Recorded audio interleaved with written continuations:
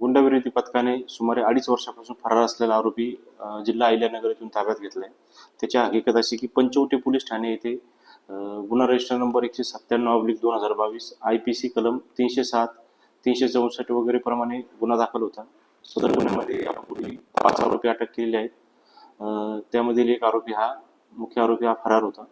माननीय पोलीस आयुक्त श्री संदीप कर्णिक सर यांनी गुंडविरोधी पथकांना आदेशित केलं की सदर गंभीर गुन्ह्यातील आरोपी अद्यापपर्यंत फरार असून त्याचा शोध घ्यावा.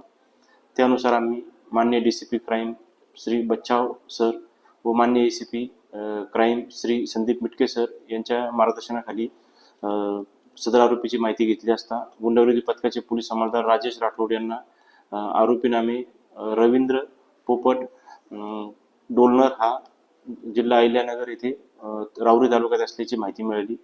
त्यानुसार आम्ही तात्काळ आमच्यासह पोलीस हवालदार सूर्यवंशी, पोलीस अंमलदार राजेश राठोड, गणेश भागवत, प्रदीप ठाकरे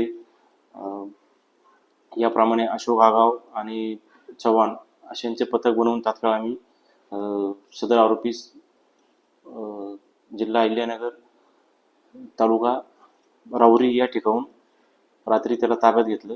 पुढील तपास कामी त्याला पंचवटी पोलीस ठाणे येथे